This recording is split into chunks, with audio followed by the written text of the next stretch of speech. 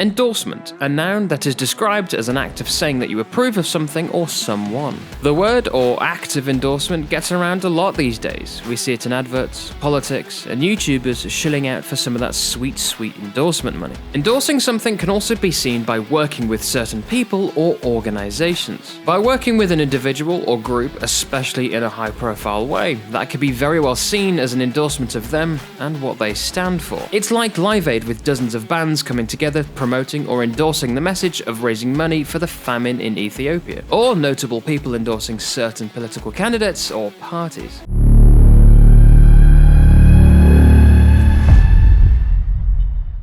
Muse have, and for some time now, added strong political messaging into their music. Messaging around themes of global warming, economic instability and annihilation, and authoritarian governments or figures. So why are they ignoring their own messaging and performing in the United Arab Emirates? To set the scene a little, let's look back at the beginnings of their political views in their music. One of the band's first steps into political messaging in their music is arguably 2001's Sisters and Erased from Origin of Symmetry. Seemingly inspired by George Orwell's 1984, it could be seen to be about someone who is being interrogated and brainwashed by a powerful and unnamed authority figure. The authority figure in 1984 being Big Brother, implied to be a made-up character from Ingsoc, which is the ruling party of the world the book is set in. And 1984 isn't a long-forgotten inspiration for Matt Bellamy, as he's contributed to the soundtrack for the release of an audiobook version of the story. Very excited to get involved in 1984. It's one of my favourite books of all time, and also a big influence on my band Muse's fifth album, The Resistance. Featuring actors such as Andrew Garfield, Cynthia Erivo,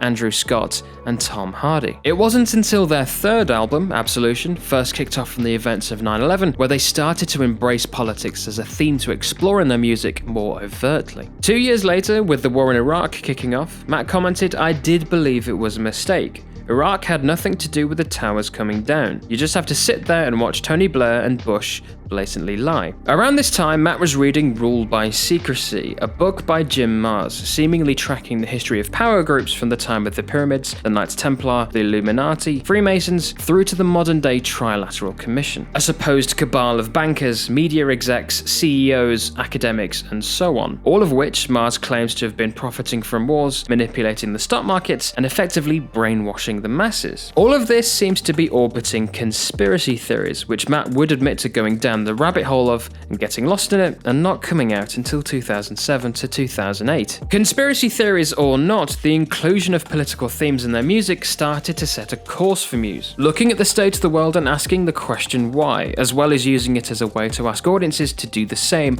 and push that thinking even further, and empowering their listeners to want to look deeper. This interest with politics would continue into all future albums. Black Holes and Revelations with songs such as Take a Bow and Assassin. The Resistance with Uprising, Resistance, and United States of Eurasia, all heavily inspired by 1984. The Second Law with Unsustainable, Isolated System, and Animals. The entirety of Drones, a concept album focused on a CIA asset who's questioning what they're being told to do and wanting to fight back, though at times it did seem to lose its way a bit. 2018 Simulation Theory seems to take a step back from politics a little, with vague references toward AI, mis- and disinformation, and embracing things like whatever something human tries to talk about. Released in 2022, Will Other People brought back more political messaging, though this time it seemed to be quite vague, coming off as half-assed and relying on broad strokes to get their point across. Whilst their efforts have become more bloated over the years, they're still putting out music that asks their audience to think about the implications of things both physically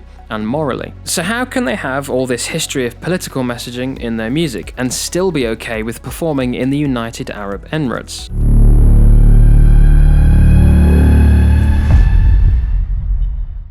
The United Arab Emirates, or the UAE, is a federation of 7 states that's gone from a small country sustained by a pearling industry to one of the Middle East's most important economic centres. The country has been described by the New York Times as an autocracy with a sheen of a progressive modern state. This traditionally conservative and authoritarian country has built its wealth from the oil trade, after oil reserves were discovered in 1958, with exports starting in 1962. The country had its first taste of democracy in 2000 2006, 35 years after announcing independence from the British, forming the UAE in 1971. This election is far from what you would recognise as an open and fair election, as only a small number of voters were handpicked to form the Federal National Council, which was only an advisory body and therefore held no real power. With a population of 10.24 million, 88.5% of the country's population is made up of its migrant workforce, the vast majority of which come from Asia, leaving just 11.5% actually being homegrown citizens. With a wealth of migrants, one might expect the country to have fair and progressive labour laws to ensure the rights and security of its workforce, but this is far from the case. The kafala system in the UAE is a set of laws and policies which gives full control of its migrant workforce to their respective employers. This includes control over their ability to live, work and leave the country, with there being some cases of employers taking away the passports of those that are working for them. Migrant workers cannot get access to legal protection against their employers for poor working conditions, nor can they leave their employment without facing significant legal and financial issues. Forced labour allegations came up during construction of the Dubai Expo 2020, with indications that workers from Bangladesh,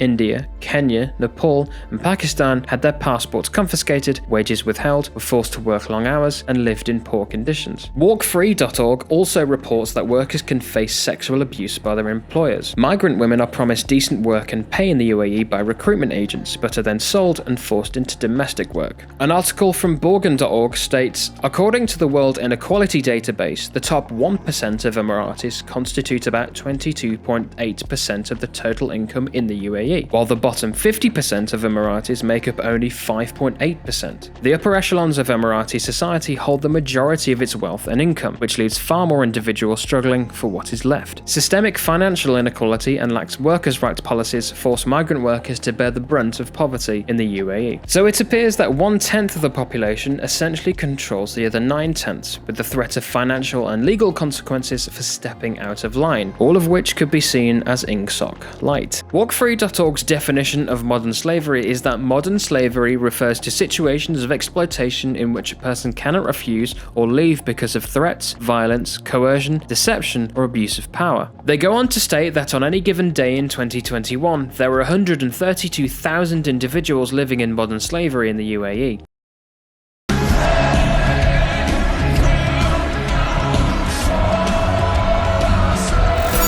Sarah Leah Whitson, previously of the Human Rights Watch, has stated that the most dangerous thing an Emirati can do these days is to criticize the government or express the slightest degree of sympathy for the Muslim Brotherhood. You do so at the risk of not seeing your family again and being subjected to abuses you never thought possible. What's more, there are reports of 3 Emirati sisters being detained after they posted comments criticizing the unlawful imprisonment of Emirati dissidents, one of which being their brother. In 2015, Nasser bin Gaith was arrested and eventually sentenced to 10 years in prison for, quote, posting false information about UAE leaders and their policies. During the time of his arrest and time in prison, he stated that he'd been subject to torture.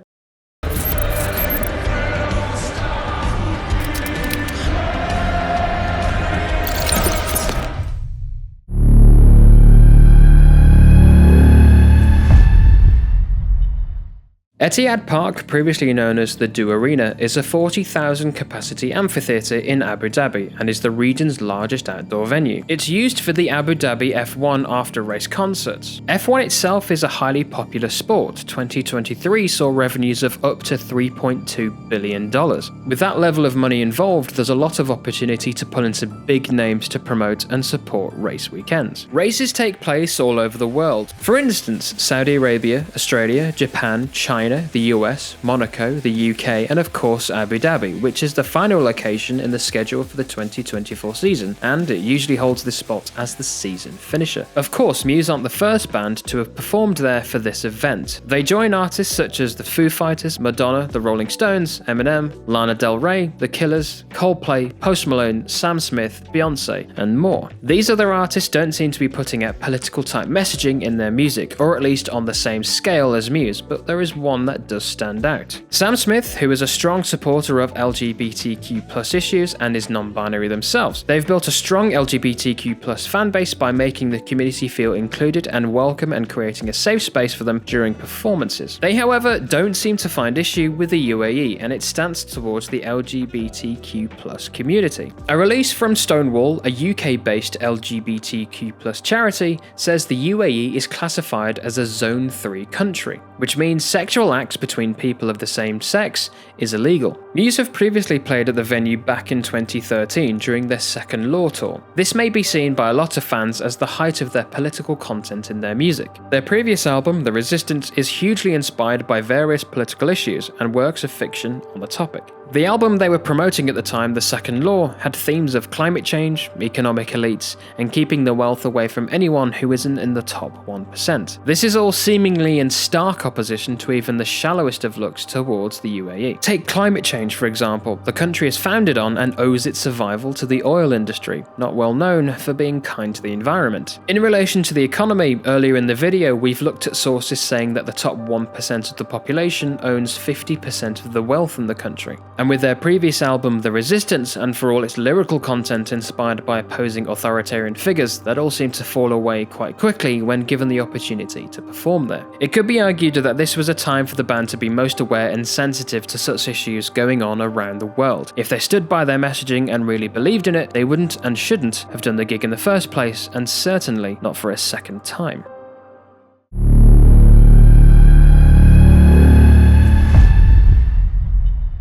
To add to the discussion on performing in the country for the end of the F1 season, how about some information on F1 itself? In recent months, F1 has been under investigation for corruption. One being in Singapore, with a government minister resigning and the race organizer being accused of facilitating bribes. An article from QZ.com reports that the race organizer accepted bribes from a Malaysian billionaire, a hotel tycoon who helped bring F1 to Singapore and serves as the sole shareholder for the Grand Prix. Another example are claims that the president of motorsport's governing body is under investigation for allegedly interfering in a race. In an article from BBC Sport, quote, a whistleblower has told the FIA that Ben Sulayem allegedly intervened to overturn a penalty given to Aston Martin's Fernando Alonso at the 2023 Saudi Arabian Grand Prix. This video is not intended to investigate corruption allegations in F1, and I'm quoting from journalistic sources for my information here, nor is this video focused on F1. If you want to know more about this topic, just search F1 and corruption, and there's lots of information from reputable sources out there. My point for bringing up F1 in this context is just to add the thought around how Muse as a band will write and perform music that has a basis in political messaging, fighting oppression, and releasing an album called Will of the People, but then performing at an event like this for an industry with long-standing questions of corruption around it, and performing in a country with a track record that is the polar opposite of their messaging.